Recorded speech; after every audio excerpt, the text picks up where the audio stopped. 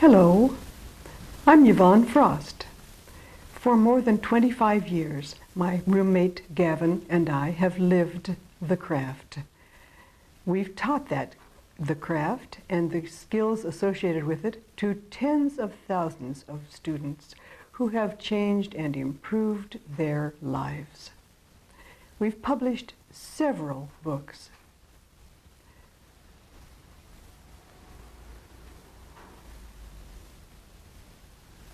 One of which we're very proud is the American edition of Astral Travel. It's also been published in the British Isles and throughout Europe.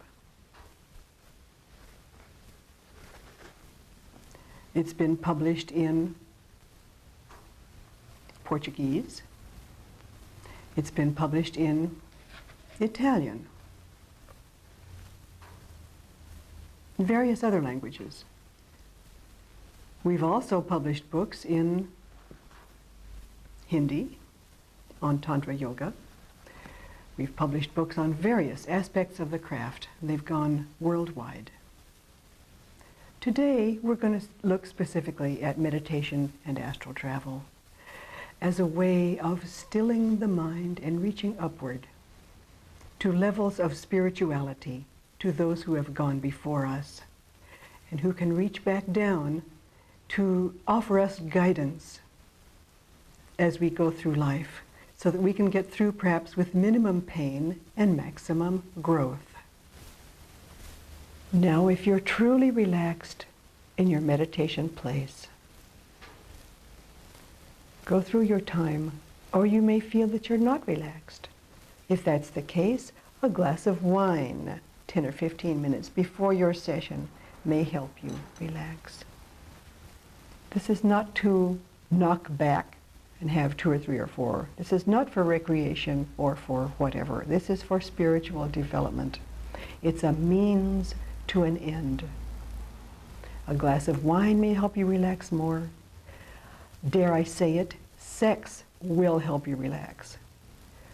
There was an old Roman, an old Latin, who said, "Post coito omnia animalia trista sunt." After sex, all animals are sad.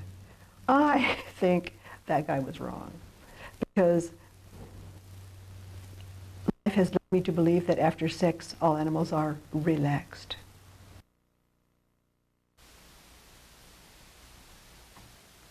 Merry meet again. We've talked about meditation. Now it's time for the real thing to happen. I've got everything set up here that we're going to use. I'm not going to turn all the power off, though, because that way you wouldn't be able to see what I'm doing. Don't be confused by the light level. There's snow on the ground. And it makes things a little lighter than they would ordinarily be. Here's all the equipment. The journal I will use to record my impressions after the session.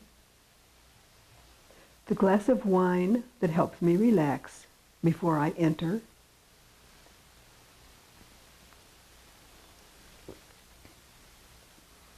People who don't use alcohol often find it helpful to have a cup of hot thyme tea, with or without honey. That's thyme, T-H-Y-M-E, like on your grocer's spice shelf. And I've got the glass of water here that will help me fit my psychic hands back into my physical hands, my psychic feet back into my physical feet, all the parts back into the physical parts, so that I'm back in sync with the physical world again. I've got a timer that will signal my 15 minutes.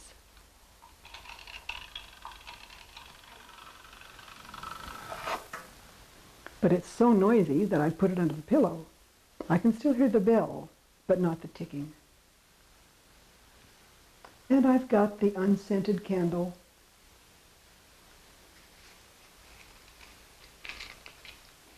That will let me see the circle even when the power is cut off.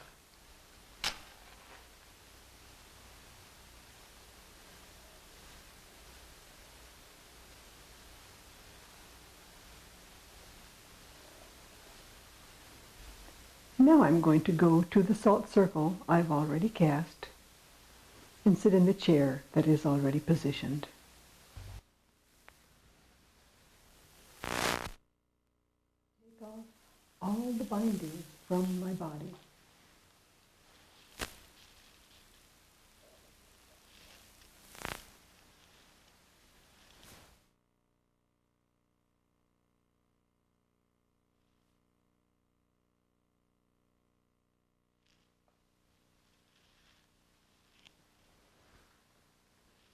I'm going to close the eastern gate of the circle.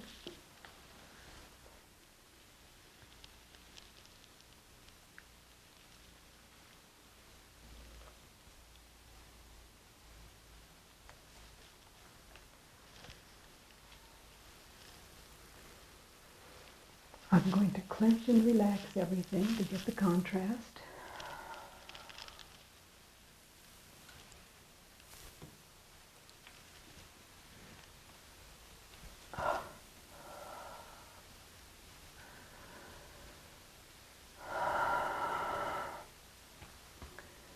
I'm going to make the affirmation that I use.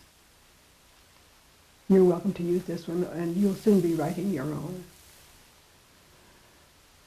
Our friends who are inside, blessed be your names. The Lady's dominion come, her will be done on earth as it is inside. Give us today our daily bread. Forgive us our weaknesses as we forgive those who wrong us. Help us endure our trials. Deliver us from negation. So let it be. I open my aura and send out a beam of power into the ethers.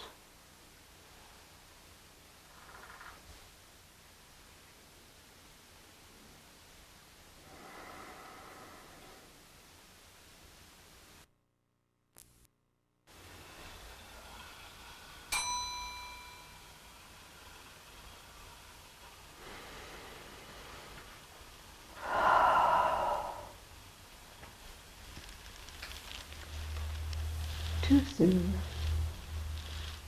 It's time to come back.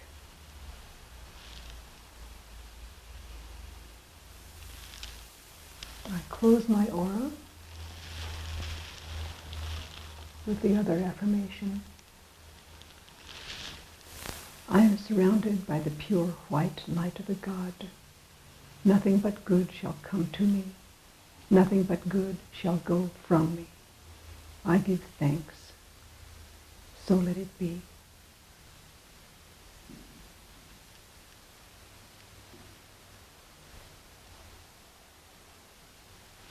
Now I'm going to open the salt circle.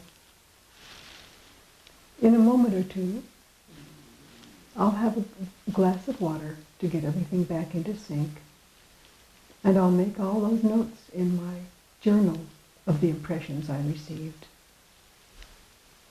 Good night, and blessed be.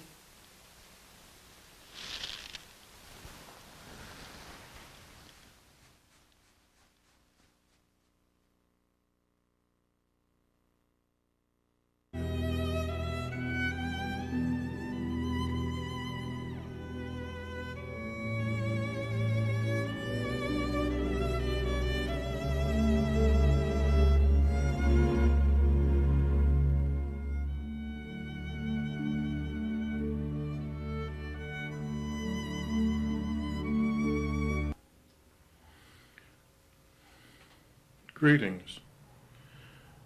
I will be your narrator for this tape. You may be wondering why we're running footage of Stonehenge and Avebury behind this introduction. That is because these great stone monuments are the biggest stone circles that were made by the megalithic builders. Megalithic means big stone. A man called Alexander Thom, who went to London University, actually measured these stone circles and came up with a measure, what he called the megalithic yard. That is 2.72 feet, and that is the measure that we still use today in making our circle. Before we start, we need to talk about the meaning of the circles and why we cast 3 circles. So I'm going to walk over to this little board we have here and talk about the circles. The outer circle is designed as a container for energy and is usually cast of something like sulfur. The next circle in is a transition circle. It takes you from the plane of the world into a higher spiritual plane. And the inner circle takes you from that plane into the spirit plane. So we go abyss, heaven, spiritual, and that is represented in every church that you have ever been in. If you think about the nave,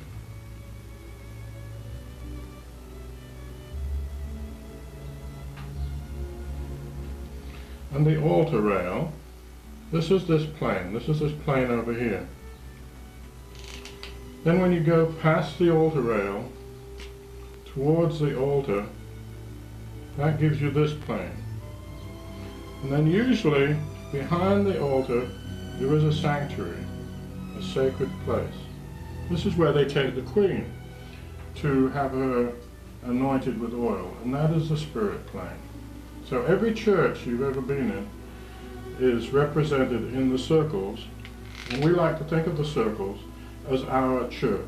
The limitations of this room and the camera position, we're not going to be able to cast a full circle on camera for you. So I've offset the center towards the stove behind me. So I will take this board with its nail and crawl over and put it down over here and put my first knot around the nail.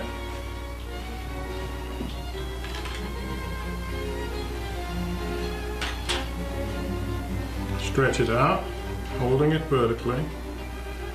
This is the outer circle, so I put some sulfur in this funnel, and I simply go around tapping the funnel.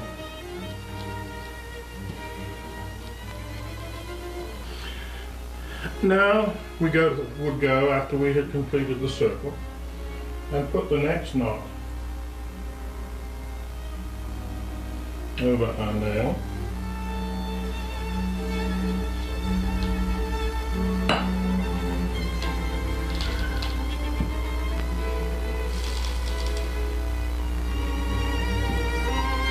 And do the same thing with our salt circle. The salt runs a little more easily. Herbs will go between these 2 circles. Just scatter some herbs in here and make the appropriate astrological symbols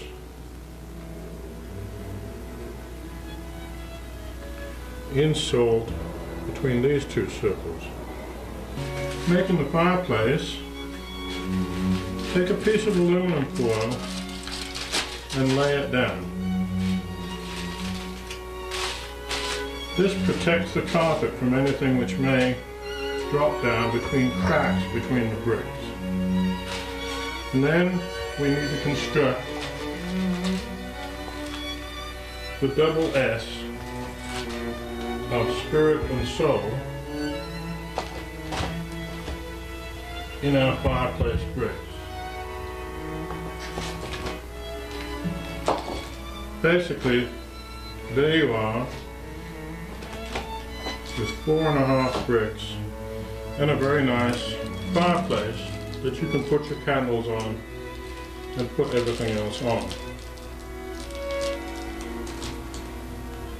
Don't forget to take your matches into the circle with you. So you can see It really isn't difficult to construct your circles. After you have the materials, it may take you half an hour to do all of the work necessary to make a really nice sacred temple.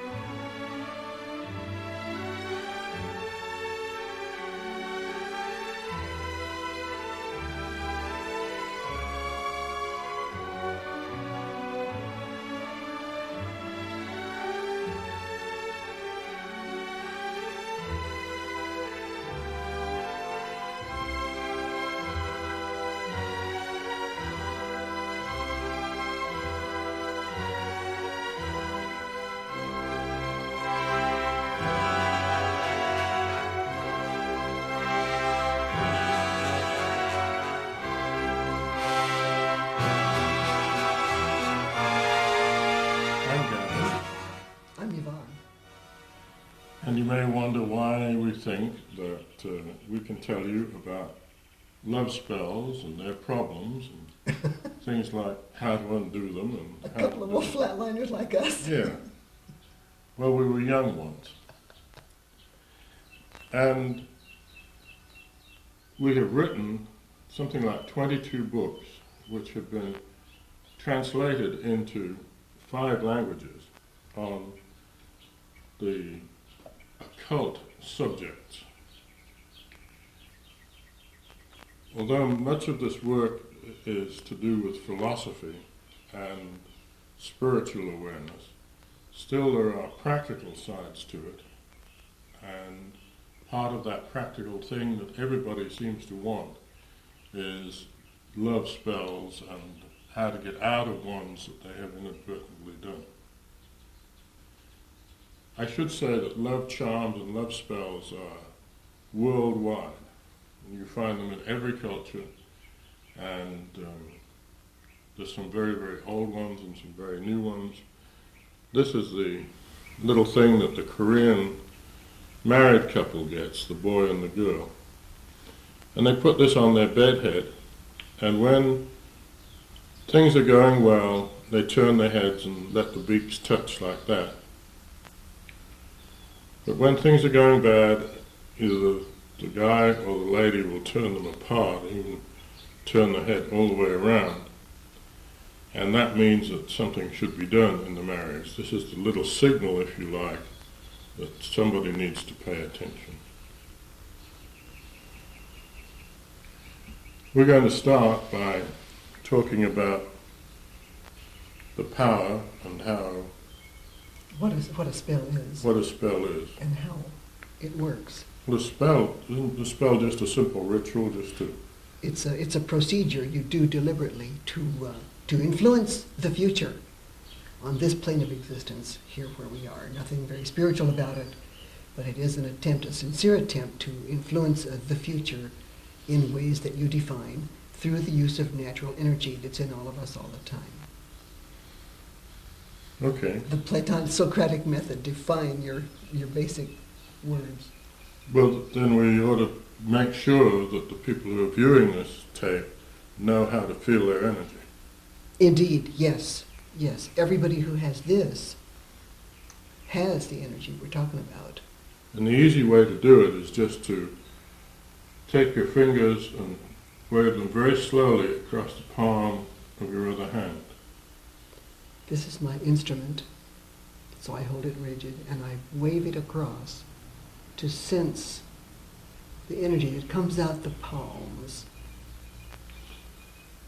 If you are left-handed, use the left hand against the right palm, and if you're right-handed, do it the other way around.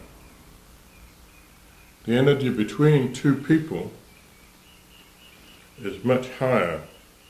Especially if they're cross-gender and they're...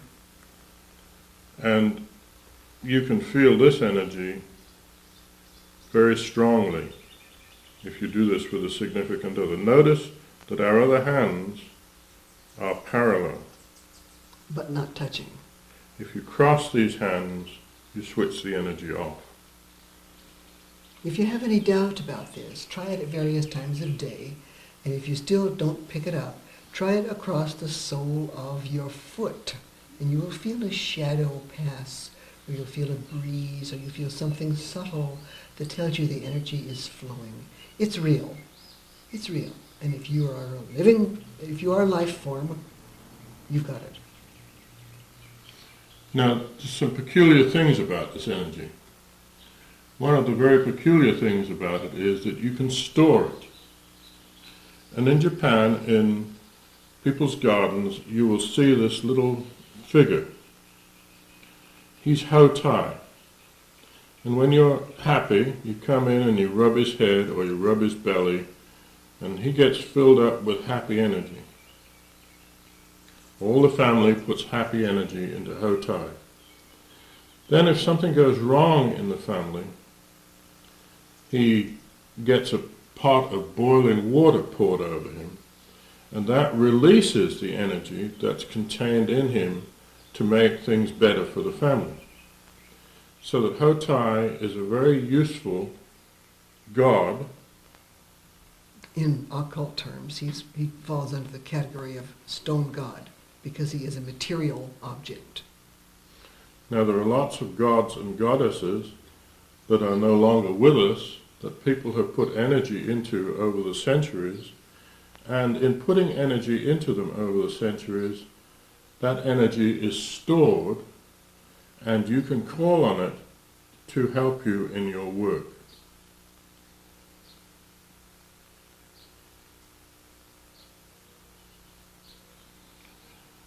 When you are doing a ritual, you must get involved. Yeah, you can't do a ritual while you're yawning or thinking about other things like the grocery list or balancing your checking account. You have to concentrate and focus in and be like a laser on your intent, your defined intent. It's no good just saying, oh, I would like to get to know that lady, or I would like this lady in my life, or I would like that guy over there in my life. You have to work at it. There's no other way of describing it. If you just sit around and moan that there's nobody in your life, the thought that you're putting out is that there's nobody in your life. And since there's nobody in your life, and you keep on saying there's nobody in your life, nobody will come into your life.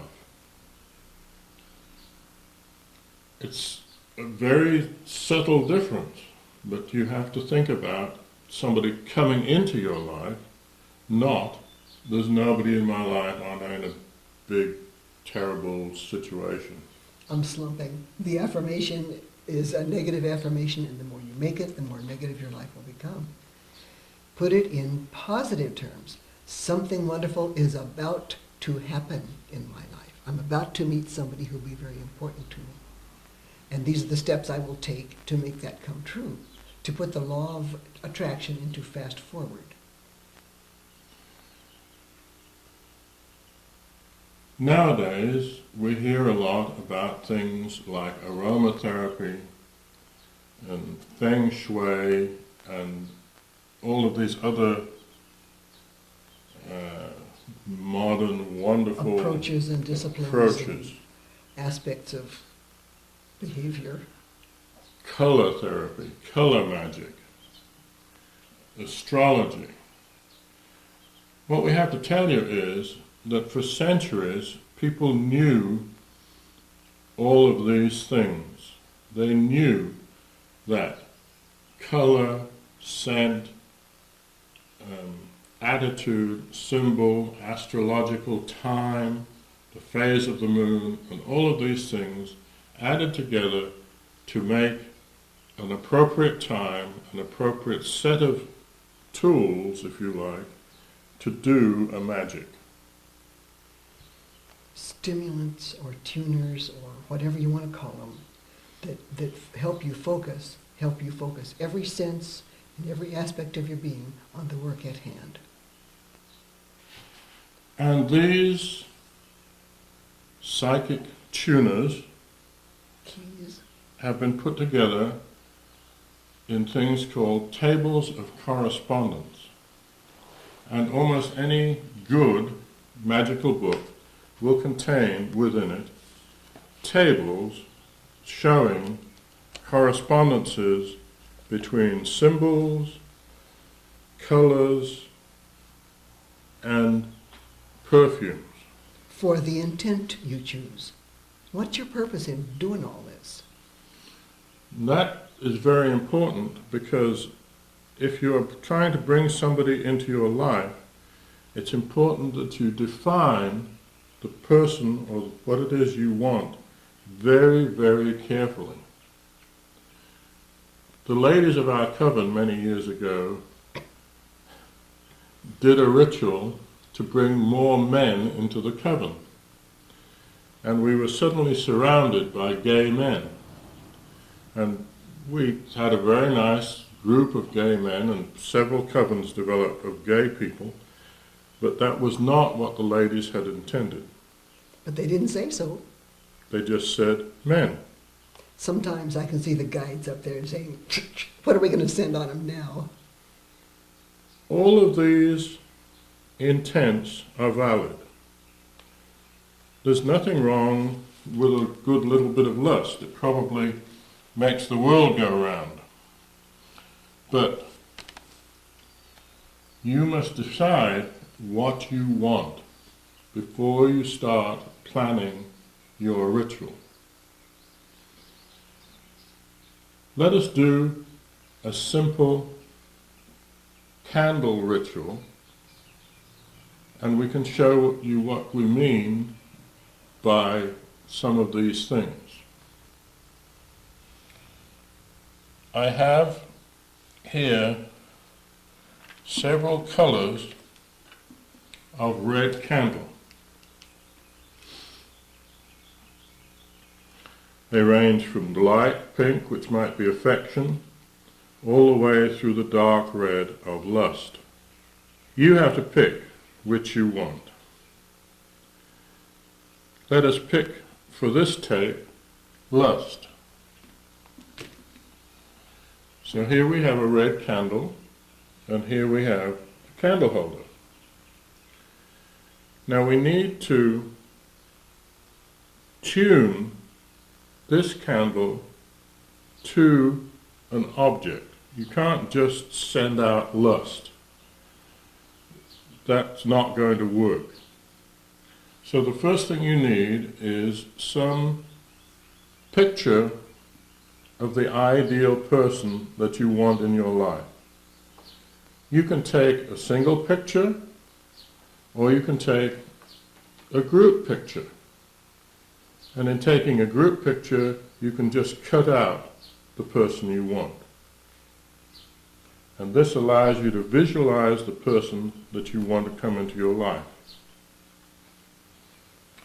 as you visualize the person, you can do what we call dress the candle.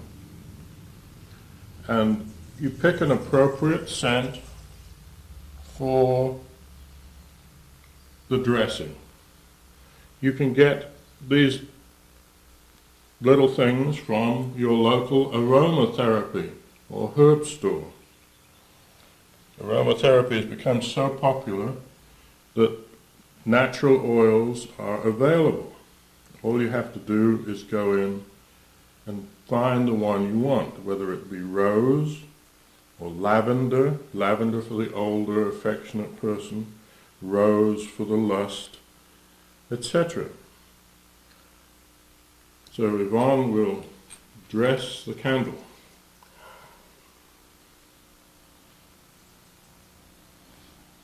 Keeping in mind firmly my intent, I visualize what I want to happen, and I name this candle as my ideal person, my target. Call it lover. And I think in my mind what my lover looks like and what the behavior is, and address the person in my mind the whole time I'm dressing the candle with thoughts of, come to me, let us meet. Let us get to know each other. Let us complement each other, and let our lives merge for greater growth and happiness, and so that we will both be happier, better people for knowing each other. All the time I'm dressing the candle, I keep those thoughts in my mind. And I dress it tenderly, because this is important to me. At the same time she's looking at the picture, the psychic link to the person she wants. Of course, if you know the person you want, you get a picture of them or some psychic link to them, some signature or something they've written on, whatever, something they've touched or owned or carried around with them, and you'll have that with you all the time to keep the picture of that target person in your mind as you dress the candle that represents your desire.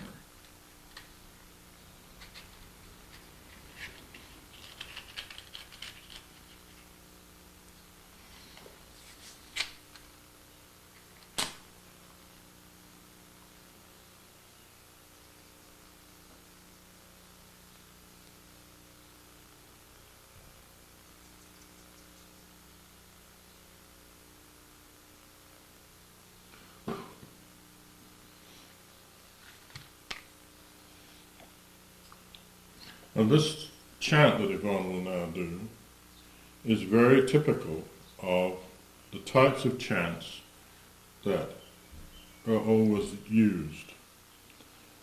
For lust you do 7, 9, 5. 5 is good. 5. Really concentrates it to do 5 for lust. And the affirmation at the peak of the spell, as I build to the peak and make the affirmation is boiled down, condensed to one word, maybe 2 words if it's something really elaborate, but usually one word, and this will be lust.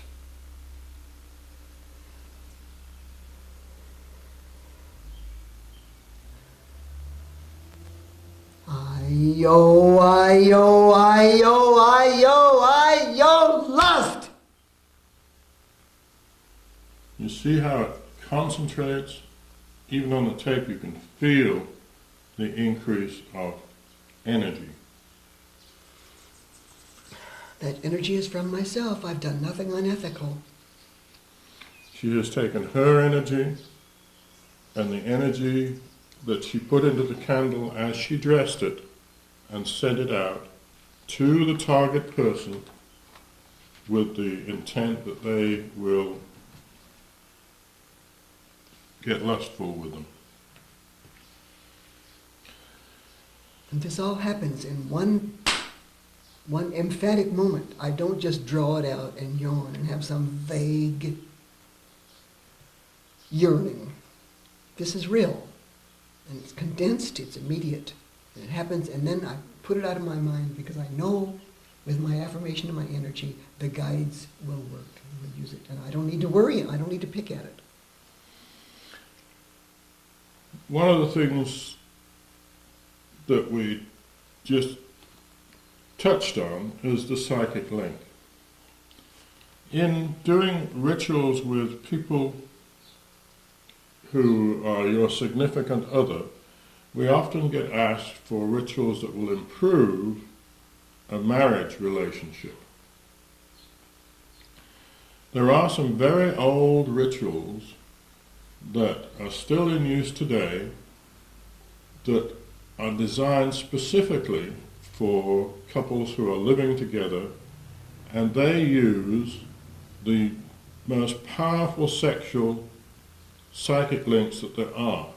And there are two psychic links that are used in these rituals. One is seminal fluid, and the other is menstruating blood.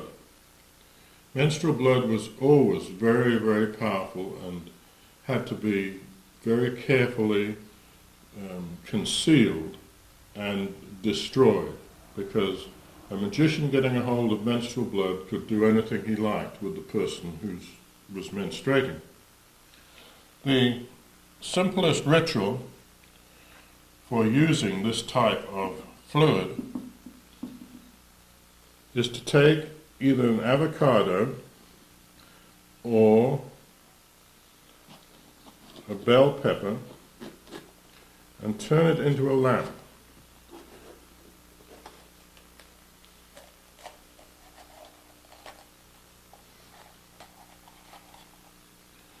The large number of seeds in a bell pepper is indicative of the fact that you want it to be a fertility ritual. You take some ordinary cooking oil, you pour it in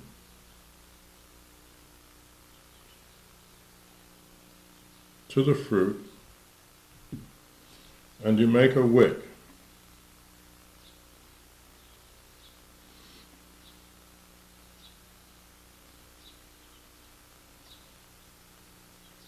This can be peanut oil or canola oil or sunflower oil or whatever, cottonseed oil. Yes, any sort of oil will do. If you feel very strongly or have heavy connotations with any oil from a specific source, let your feelings be your guide in choosing the oil.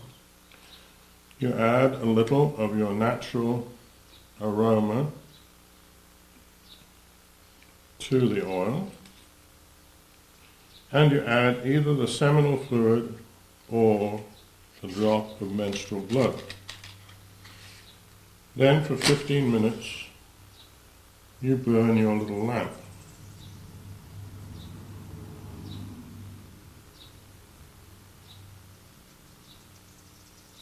Of course, because this is a demonstration, it won't burn properly, but still, you get the idea, I'm sure. Visualize it burning. Visualize it burning. There.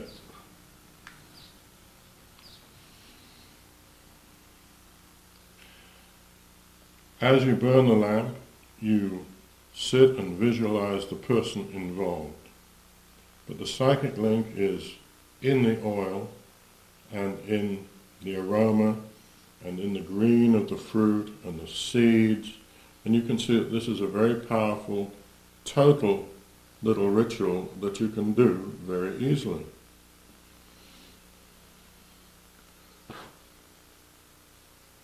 And hold your thought.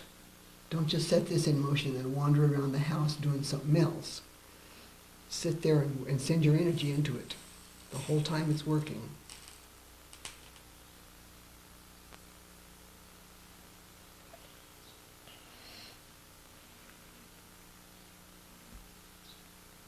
That's a very ancient ritual, but one which is obviously very powerful. Another thing you must do, and we touched on it very briefly, is define exactly what you want. Because once you have done this type of ritual, it is a caging spell. You are putting a cage around somebody else and bringing them into your life.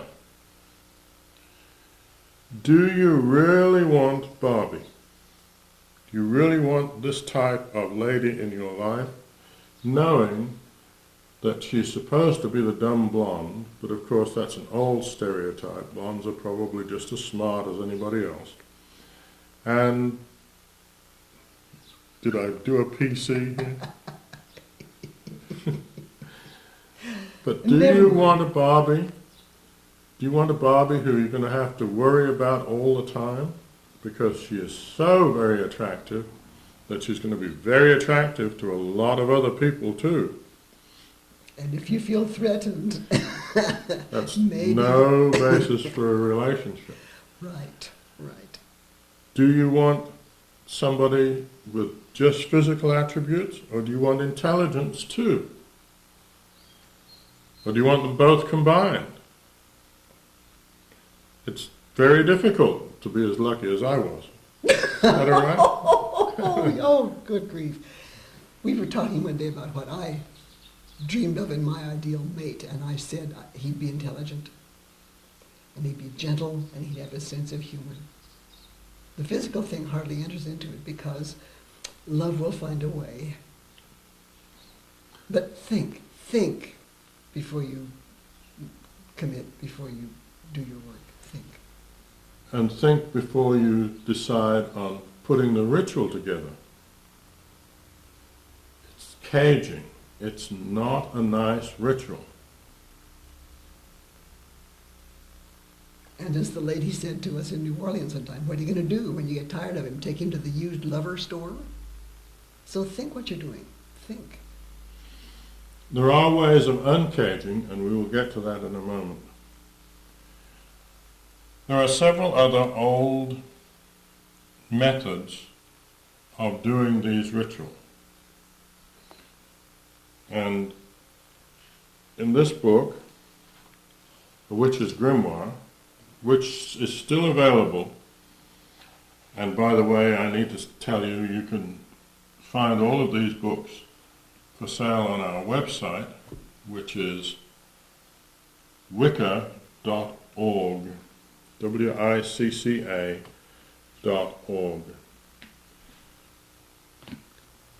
This is basically not magic. You're going to do this with a piece of hair from the desired one.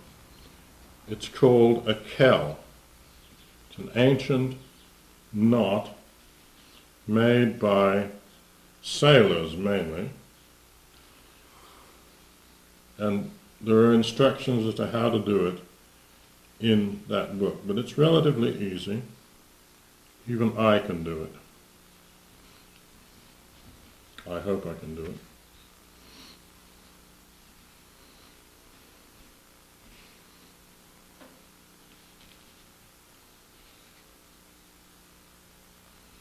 When it comes to making this with hair, it becomes rather more difficult and fiddly. A friend of ours, Gunther, in Germany, went to a local beauty salon and got several pieces of blonde hair from the floor and wound them together and made a kell. And he had several ladies very interested in him very quickly. Of course, they were not exactly the shapes that he had in mind, because these ladies were old and young. There was one 13-year-old, I think, amongst them. Before we get through here, we're going to have equal time for brunettes, is that right? Well, as a matter of fact, one of Gunther's ladies was a brunette, because Germans are very good at dyeing hair. They're the home of the chemical industry. Okay. Now, let's talk about pulling these ends tight. Do you pull the ends tight? What happens if you do? Oh, you just knot this together and leave it open. You better not pull it tight? No, don't pull it tight. What happens? Well, Too the intense. caging gets more and more intense. Yeah, yeah. And as you're doing this, of course, you do all the same things. You visualize the person, you put a little of your aroma onto it, and then you chant over it to charge it. Okay? Now to destroy, this is called a knot spell.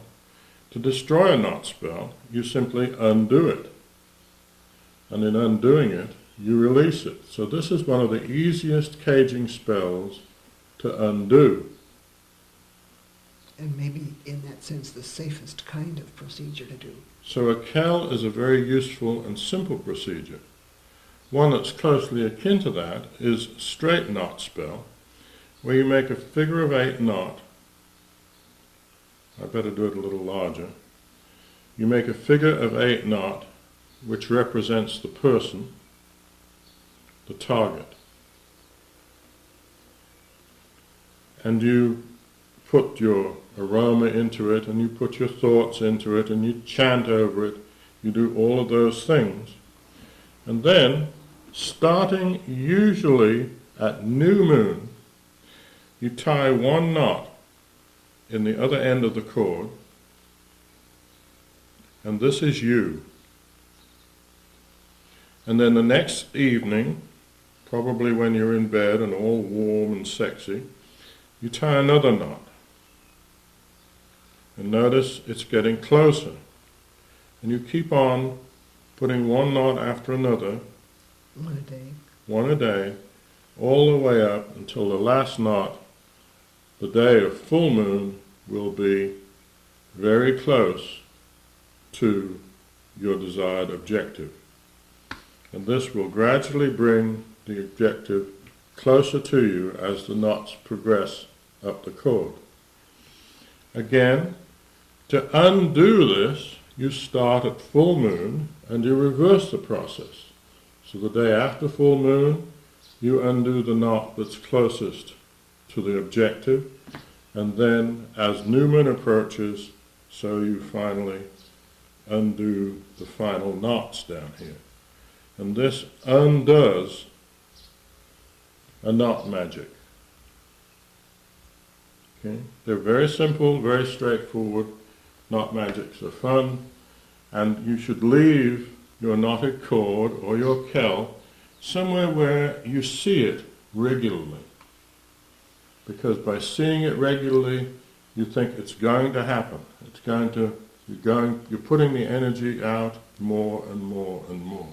And you can think, I've got something working, I've got something working. And it changes the way you live.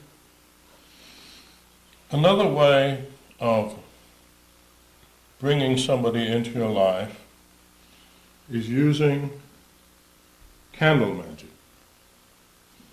And it's the same sort of progressive thing that you do with the knots. If this is your central person, this is the central idea that this is what you want to happen, and the idea here is purity. You're going to do something which is very nice and very positive. And so this candle represents the central idea. If your central idea is lustful or something like that, then of course you need to use a red candle as the central candle.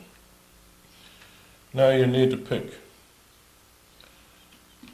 something for you and something for the beloved. Here we are using green candles. Green is the color of Venus. We're using 2 different shades because the beloved is probably not as intent as you are on this procedure yet. This candle doesn't have a wick, which is very interesting, so I'll have to use a different one. Let's use a pink candle for affection. Pink for affection. So we've got green for Venus and love, and pink for affection. And here, every evening, starting again at new moon. Dress them, and name them. Yes, this is me. Name them, and this is me. One is you, the worker, and one is your target person. Whether it's someone you know or whether it's your ideal whom you don't even know yet. Can I light this off?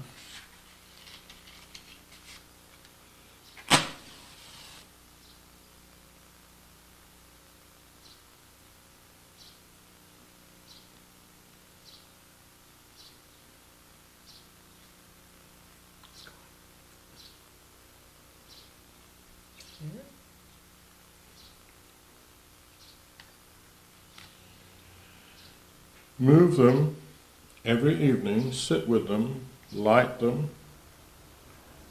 and think about the situation, and move them just a little bit towards the central candle. After 5 minutes of concentration, blow them out, come back the next evening, move them closer, and so on. Keep on moving them closer until eventually they're all very close together. Some magicians will recommend that you then take the remaining pieces of the candle and melt them together, and then burn the resulting candle by itself. However, we don't recommend that because it's irreversible. Once you melt the 3 candles together, you can't get it back out again. Whereas if you decide that the person that came into your life is not the right person, you can undo a candle magic exactly the same way that you can undo a knot magic. You can start at full moon and move them apart, a little bit at a time, until at new moon they're back to their original positions and the magic has been reversed. You have some words, I think, Yvonne, on how to reverse a magic that you think somebody has put on you. This is immortal stuff. If you think somebody has done a love spell on you and you don't necessarily want it to happen, or you're tired of it, and so you didn't do the spell, but somebody else did, you know who it is.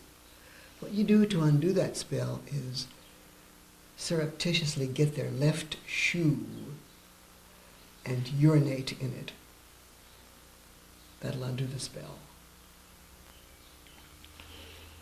We have been talking about lust and love and desire and affection, and people tend to get those confused and intertwined. Yes, all tangled up to each other and get a real twist in their knickers because they haven't defined exactly which aspect of all this they're thinking about.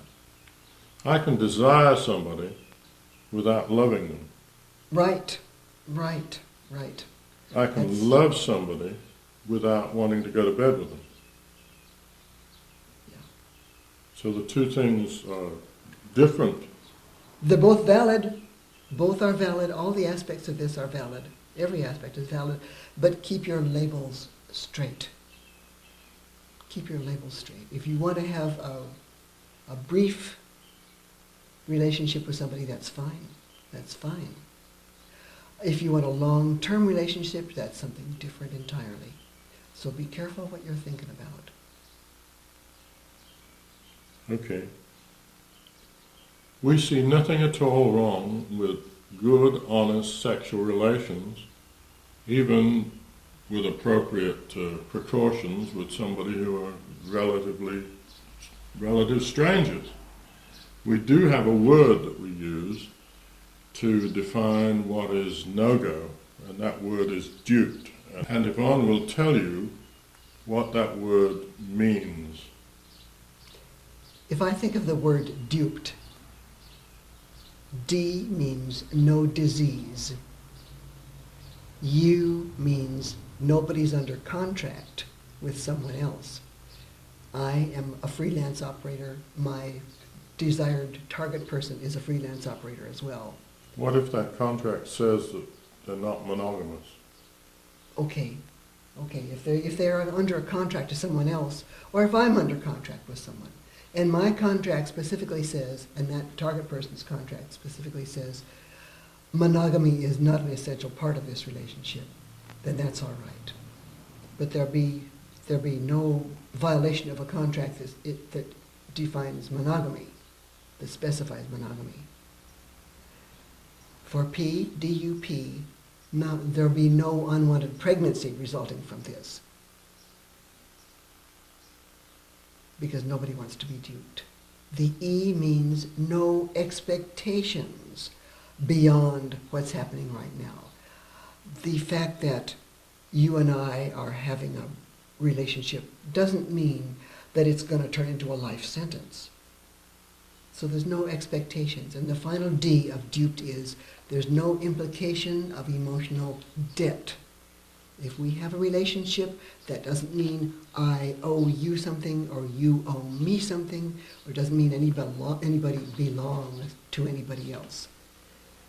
So nobody wants to be duped. There's no disease, nobody's under contract, there will be no pregnancy, there are no expectations, there's no implication of debt. Don't get duped and don't dupe anybody else. In considering caging rituals, you must consider that our basic philosophy says, "And it harm none, do what you will." A caging ritual is a harmful ritual, and we do not do it for anyone else, but it is in your own karma, if you like, if you do it yourself. You have to review your ethics. You have to decide in your own ethical set how much of a love spell you are willing to do. You can do something really mild and do it easily. But the best type of love spell is the love spell that changes you. You look in the mirror on the wall and decide, this is what I need to do to attract the person I want. There's a famous scene now from the movie There's Something About Mary, where the guy goes and jerks off before he goes out on a date. And the reason he does that is to change himself, to get his level of desire down so that he can talk to her as a person rather than something he just wants to take to bed. Is that the right way of putting it? Oh, can't you put it more candidly? All these technical terms are Okay. maybe beyond the layman. All right. So remember, and it harm none, and change yourself. Sitting at home, disappearing into your own fat, watching TV, or sitting in front of the computer terminal is not getting you out doing social things and meeting people. Surely you have a hobby. Surely you can go to places where people with like hobbies are Present. Right. If you're interested in France, go to the local college and take a French course. If you're interested in dance, go ballroom dancing. If you're interested in flying kites, go fly kites. Yeah, go fly a kite. If you're interested in car racing, go to the pits on a Saturday morning when everybody's out there getting greasy. Whatever you like to do, there are other people who like to do that same thing. Go where they are. It's a terrible irony to me to go to our ballroom dance classes and see women there alone, hoping to meet someone, while down the street in a bar, the room is full of men sitting there sucking their thumbs, hoping to meet someone. Women aren't going to go to a bar looking to meet somebody unless it's For a some- long-term relationship. Not for a long-term relationship. It's just an irony that the match is so close, but it's not going to happen. Go where things happen that you enjoy, and you'll meet people who are pre-screened to enjoy the same things you enjoy. It's kind of inevitable. Yes, we know that you can get dates over the internet. Yes, we know you can get dates through computer dating services. But you need to meet these people. You need to socialize. Sitting at home is not the way. Even baby Cupid with a little quiver of arrows isn't going to come knocking on your door, seeking you out. You have to get up on your hind legs and make the first step yourself. I have to talk about something which is kind of out there. And this is the theory of soul pieces. Your spirit can be fragmented into several pieces. If you have lived for a long time with one person and that person leaves, something is missing from you. You have the feeling when the person leaves that something is missing. Unless, of course, the leaving is such that you're saying, bye, great, see you. But normally, you'll feel that there's something missing. And that is because, in shamanistic terms, you have lost a piece of your spirit. It's gone with that person. These caging rituals are actually designed to take a piece of the person's soul and put them into the candle or the little lamp or whatever and keep them for you. Yes, a simple reversal is possible. We've shown you how to undo the knots, how to move the candles apart. But you also need to know that in certain cases, people will cling on, especially in divorces, they will cling on to those soul pieces. You've got two ways of getting them back. You can go through a shamanic ritual. Now to do that, you need a real shaman, not a shaman. Not a shame. Not a shaman, right. But a shaman. But a shaman. Because only a real shaman knows how to do this well. They go out on the astral and they find that missing soul piece. And they bring it back and reintegrate it with you. It may take several trips to bring all of the pieces back, because most shaman won't bring everything back at once, as it's often too traumatic for the person. So they bring back a little of the missing soul piece at a time, and then it's restored.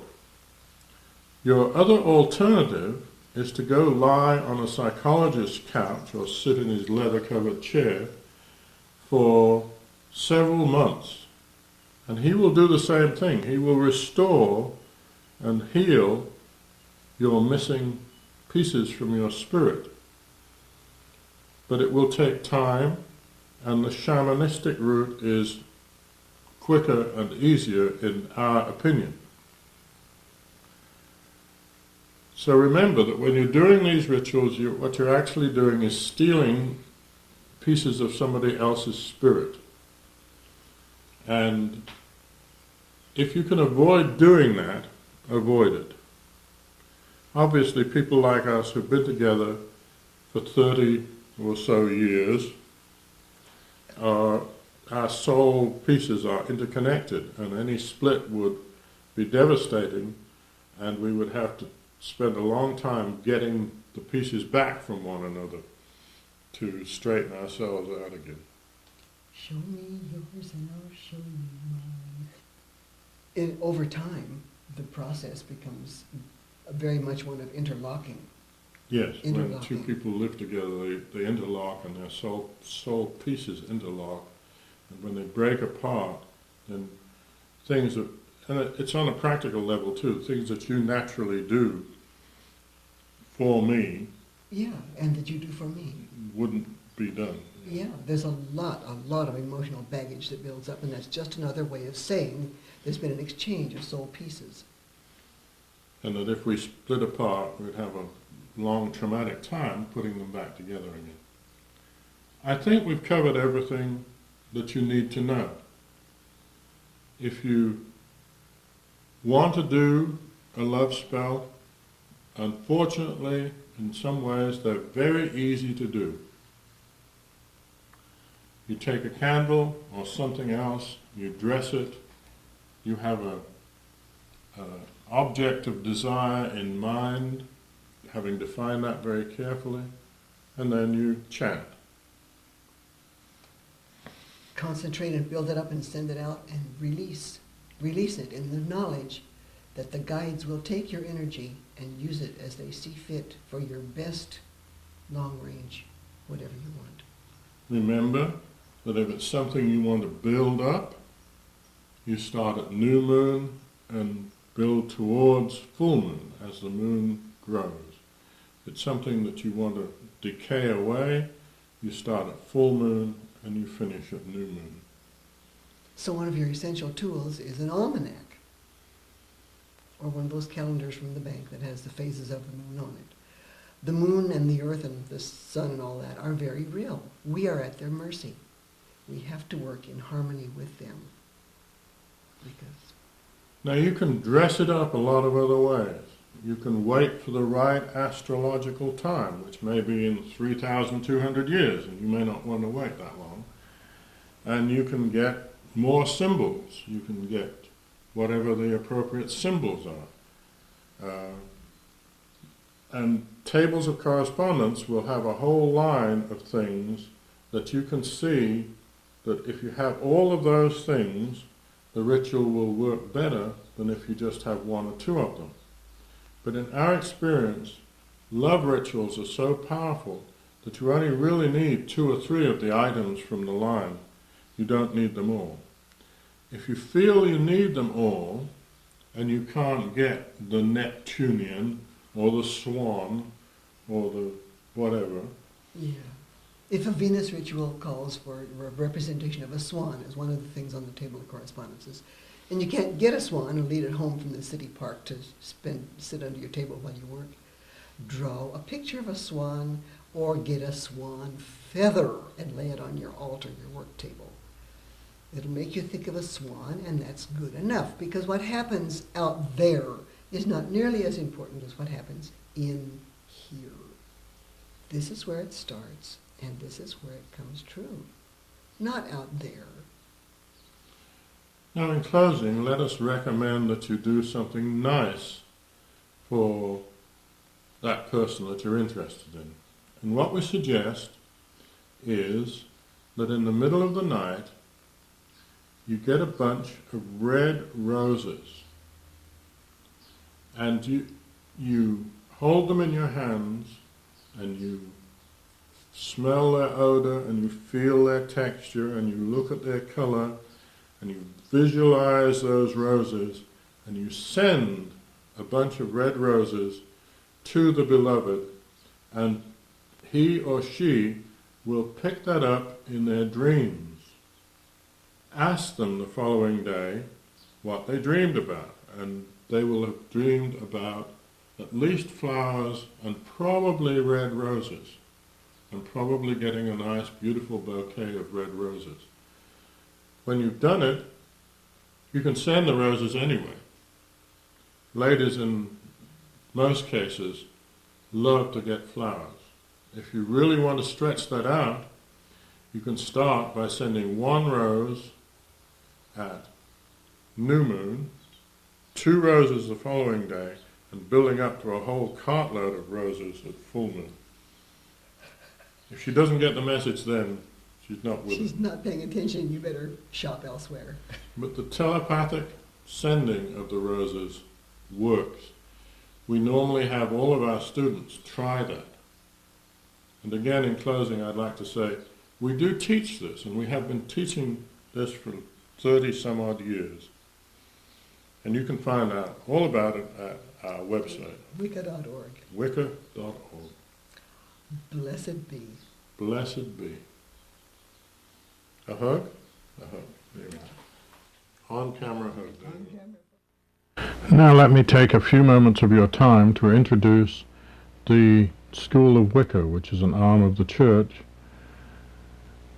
The first thing you get when you join the school is a whole series of lectures. Some are in the large format, and some are in the small, convenient booklet format.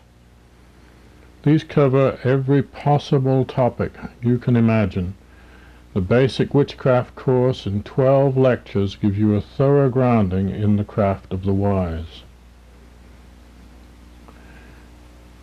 To help you along the way, we also have audio tapes that you can listen in your car, and videotapes to show you demonstrations of how to make things work, how to make your tools, how to do real magic.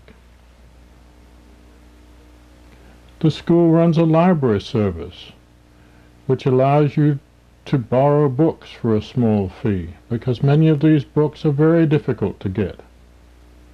Everything comes to you in plain envelopes. Nothing tells anyone that you are studying witchcraft. You are assured of our personal attention.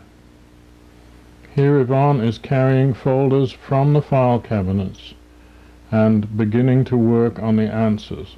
This is just about half of one day's file folders. Everything has a student number, and only in encryption files in the computer are the student name and number put together.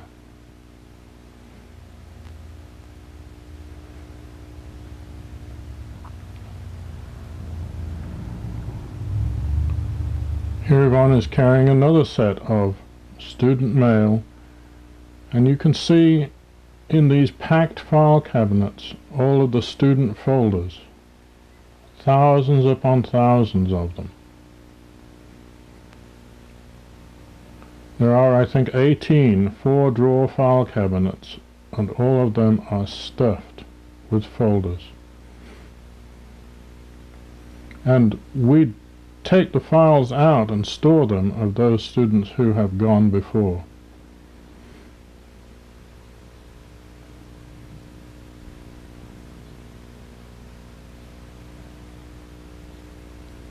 Here is just a small stack of follow-up mailing to people we haven't heard from, people we want to hear from. Here are some of the books we have written, in conjunction with the work with the students in the school. We set the new neophytes all sorts of tasks. I'm sorry you can't read the titles on some of these books, but as soon as you join the school, you will get a book list. Here is a book written by a student called the Azure Scroll. These are not just two people with a typewriter. This is a large organization that tests and researches information continually to help the course get better. All of these give you proven techniques. This is a large listing of past students. This is just a listing for, would you believe, 1 year's worth.